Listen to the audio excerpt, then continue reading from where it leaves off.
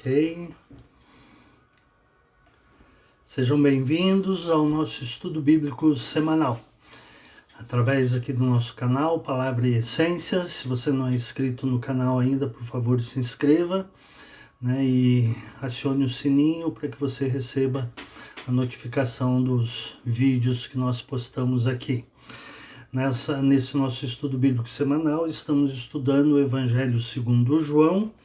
Estamos falando já falamos da prisão e julgamento de Jesus, capítulo 18 do Evangelho de João, e também falamos parte do capítulo 19, quando Pilatos condena Jesus e entrega aos judeus para que ele fosse crucificado.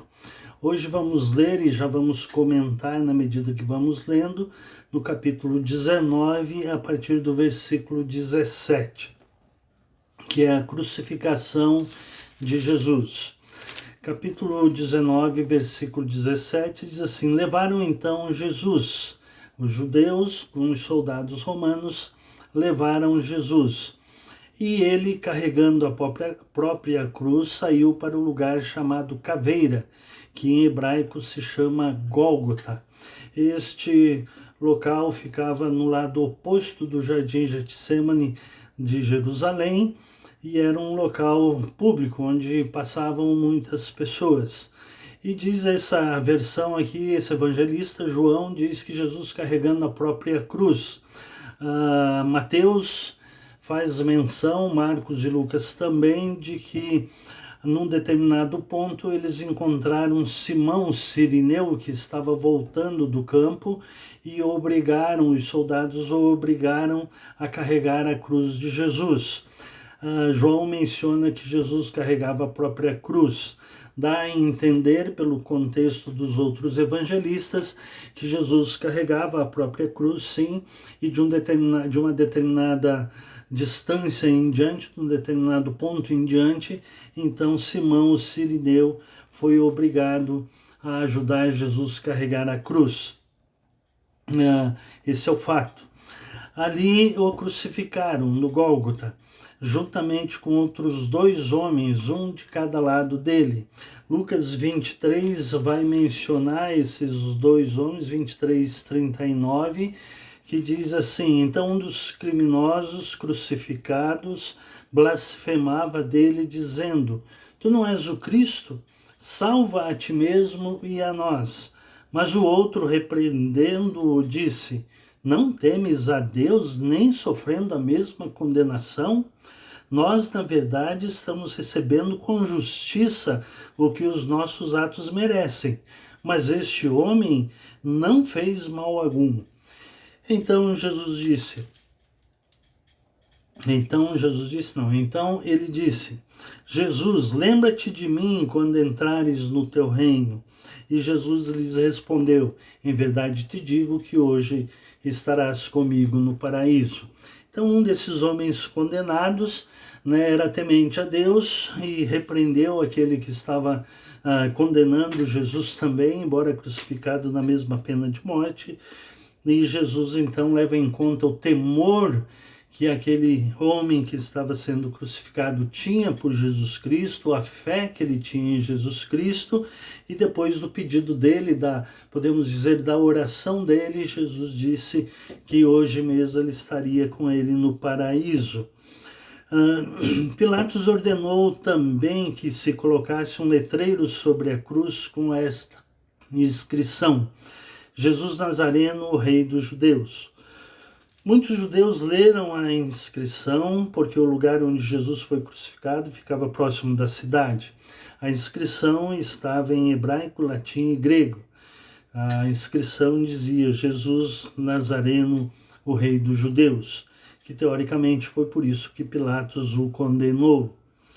Então os principais sacerdotes dos judeus pediram a Pilatos: Não escrevas o Rei dos Judeus, mas o que ele disse: Sou o Rei dos Judeus. Pilatos respondeu: O que escrevi, escrevi. Tendo crucificado Jesus, os soldados pegaram as suas roupas e as repartiram em 4 partes, uma para cada soldado. Pegaram também a túnica que não tinha costura, uma só peça de alto a baixo. Por isso disseram uns aos outros: não a rasguemos, mas tiremos sortes para ver de quem será, para que se cumprisse a escritura que diz: repartiram entre si as minhas roupas e tiraram sortes. E assim fizeram os soldados. Em pé, junto à cruz de Jesus, estavam sua mãe, a irmã de sua mãe, a mulher de Clopas, chamada Maria, e Maria Madalena. Então, tinha a mãe de Jesus, que chamava Maria também, a mulher de Clopas, que não consta o nome, chamada Maria também, e também Maria Madalena. Então, tinham 3 Marias ali ao pé da cruz de Jesus. E então Jesus, no meio do seu sofrimento, da sua agonia de morte, vendo ali a sua mãe e ao lado dela o discípulo a quem ele amava, Jesus disse à sua mãe: mulher, aí está o teu filho. O discípulo a quem Jesus amava, nós sabemos, era o discípulo João, que ele era o mais próximo, era um dos mais próximos, por isso fala aquele que Jesus amava. Ele mesmo está escrevendo essa narrativa, vai aqui, porque em outro texto ele diz que aquele que ele o tinha amado, amou-os até o fim, no plural. Então Jesus não amava somente João, amava todos os discípulos e deu a sua vida, morreu, deu a sua vida pelo amor de toda a humanidade. João mesmo registrou isso no capítulo 3, versículo 16, porque Deus amou o mundo. Então, as pessoas do mundo, no plural, todas as pessoas. Aqui a ênfase da narrativa de João é que Jesus entregou a sua mãe aquele discípulo que estava mais próximo, que era ele próprio, João. E diz o texto, no versículo 27, que a partir daquele momento, João, o discípulo, manteve-a sob seus cuidados. Depois, sabendo Jesus que todas as coisas já estavam consumadas, aqui nós temos um outro sabendo Jesus, que é uma ênfase que João dá também, que Jesus sabia de todas as coisas, que ele sabia o que ia acontecer com ele. Lá no capítulo 13, ele sabia que Judas iria o trair, e aqui ele sabia, João registra que ele sabia que todas as coisas já estavam consumadas para que se cumprisse a Escritura. Então Jesus disse: estou com sede. Havia ali uma vasilha cheia de vinagre, e então puseram uma esponja ensopada de vinagre num ramo de isopo e a ergueram até a boca de Jesus. Havendo provado o vinagre, Jesus disse: está consumado. E inclinando a cabeça, entregou o Espírito. Mateus capítulo 27, versículo 50 e 51, vai falar que Jesus exclamou depois, Jesus bradando de novo em alta voz, entregou o Espírito. João menciona que ele diz: está consumado, corroborando o que João narrou antes, que Jesus sabia todas as coisas estavam consumadas. E um registro importante que Mateus faz é que, versículo 51 de Mateus capítulo 27, e eis que o véu do santuário se rasgou em 2, de alto a baixo. A terra tremeu e as rochas se partiram, ou seja, houve um terremoto. Mas o que eu quero chamar a atenção é que o evangelista Mateus relata que nesta hora que Jesus bradou: está consumado, o véu do templo se rasgou de alto a baixo, em 2 partes. Para nós hoje nós não entendemos muito, não tem muito significado talvez este fato, mas para os judeus era algo muito importante, porque os judeus entendiam que o véu fazia separação do lugar santo para o lugar santíssimo, onde apenas o sumo sacerdote podia entrar, representando o povo, uma vez por ano, para interceder a Deus pelos pecados do povo. Quando Jesus brada está consumado, lá no templo, simbolicamente o véu se rasgou, simbolizando dizer para os judeus e para todos nós hoje que não somente o sumo sacerdote judeu tem acesso à presença de Deus, mas que todos nós, em Cristo, pela fé em Cristo Jesus, pela sua morte e ressurreição, nós temos acesso à presença de Deus para interceder junto a Ele pelos nossos pecados, pedindo perdão, mas não só pelos nossos pecados, fazemos petições, orações e súplicas em todos os sentidos, inclusive para adorá-lo.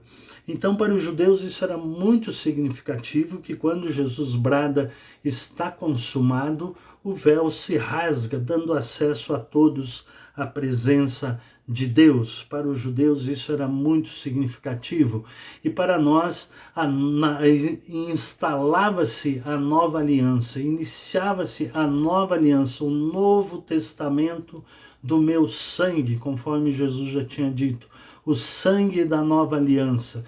Jesus derrama o seu sangue, o véu do templo se rasga, está consumado, a velha aliança se encerrou, inicia-se a nova aliança, baseada no amor de Deus para conosco.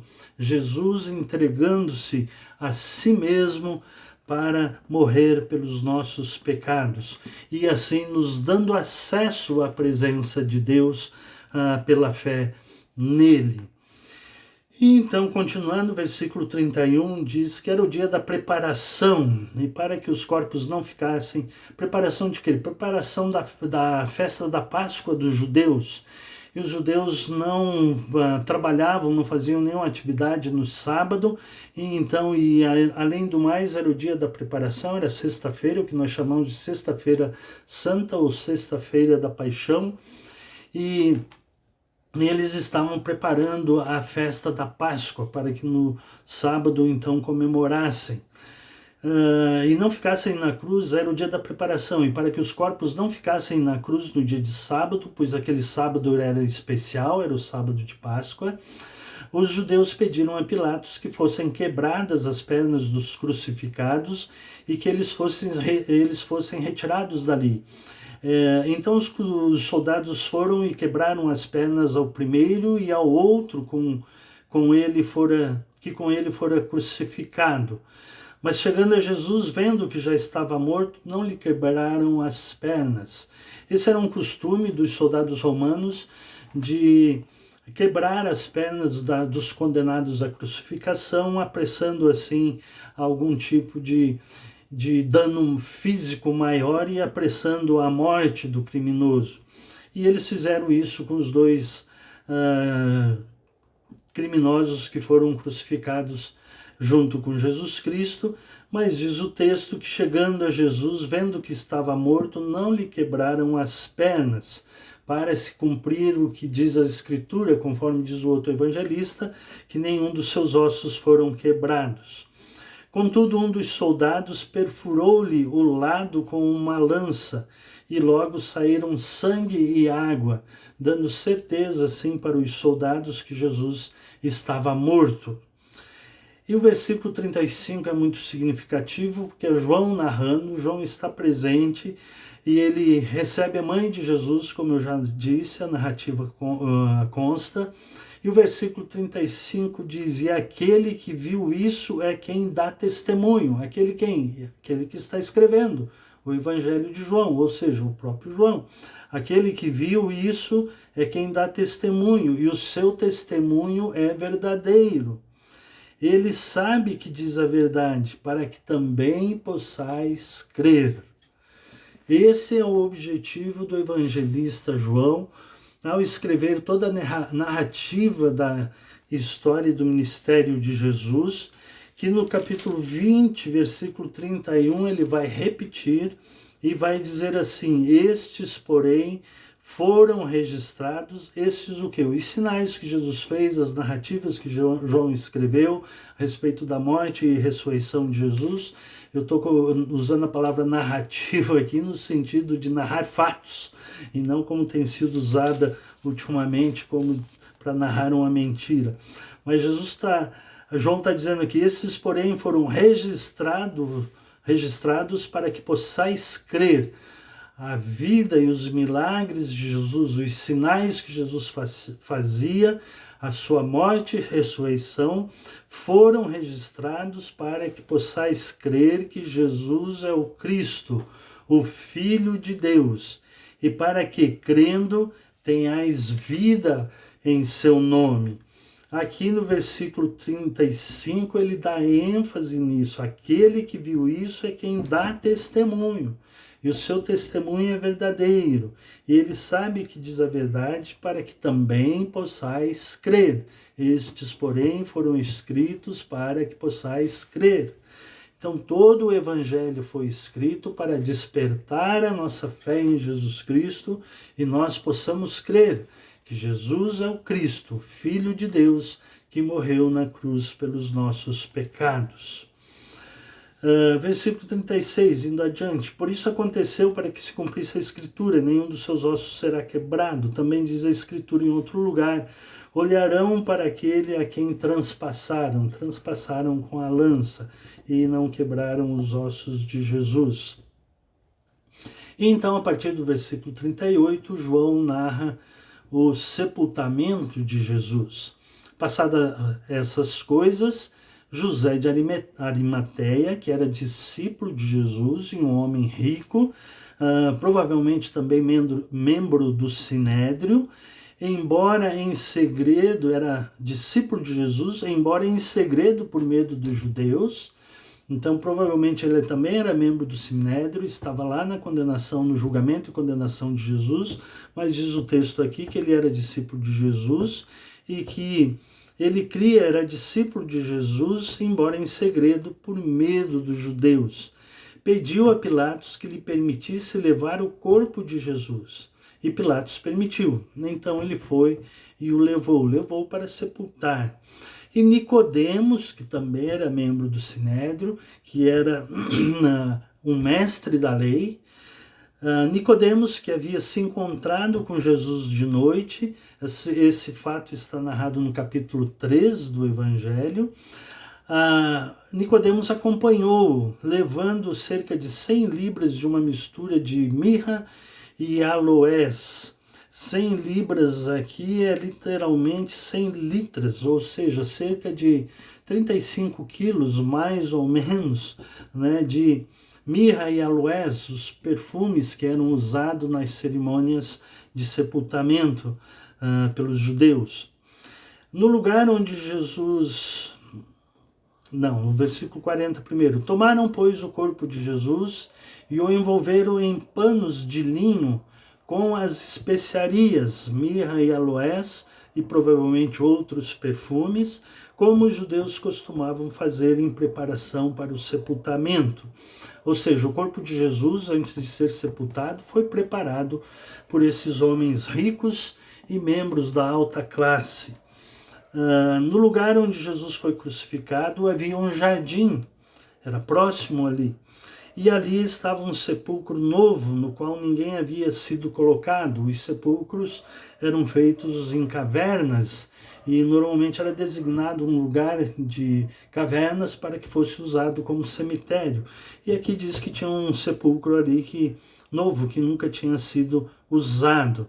E ali puseram o corpo de Jesus, porque o sepulcro ficava perto e era véspera de sábado dos judeus. Ou seja, havia uma preocupação em sepultá-lo ainda na sexta-feira, porque se deixasse para o sábado, os judeus não poderiam fazer isso por conta do costume deles de seguir a lei estritamente e não realizar nenhuma atividade nos sábados. Esses são os fatos que João descreve da morte e da crucificação de Jesus e do sepultamento de Jesus, da sua morte na cruz do Calvário. Ressalto de novo, para encerrarmos, o fato de Jesus exclamar: "Está consumado", e então o véu do templo se abre, e então inaugura-se a nova aliança, e na nova aliança, pela fé em Jesus Cristo, todos nós temos acesso a Deus, pela fé em Jesus Cristo.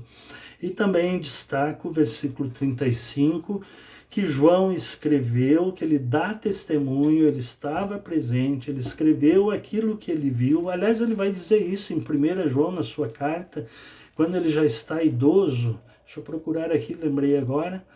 1 João, capítulo 1, ele vai dizer isso, quer ver? O que era desde o princípio, o que ouvimos e o que vimos com os nossos olhos, o que contemplamos e nossas mãos apalparam a respeito do verbo da vida, isso vos anunciamos, a vida eterna que estava com o Pai e a nós foi manifestada em Jesus Cristo. Então ele estava presente, ele viu, ele testemunhou, ele diz que viu com os olhos, contemplamos e as nossas mãos apalparam. O que ouvimos, vimos com os olhos, apalpamos com as mãos. Então, e aqui ele está dizendo que aquele que viu é quem dá testemunho, e o seu testemunho é verdadeiro. Ele sabe que diz a verdade, para que também possais crer. Graças a Deus que nós temos o Evangelho, os Evangelhos, Mateus, Marcos, Lucas e João. Aqui estamos estudando João, e ele narra todos esses fatos para que possamos crer em Jesus Cristo. Esse é nosso objetivo, anunciar a palavra de Deus, anunciar o Evangelho, para que nós possamos crer, para que você possa crer. E esse crer aqui é crer e receber como Senhor em nossas vidas, e assim servi-lo com as nossas vidas. Muito obrigado por me ouvir, que Deus vos abençoe.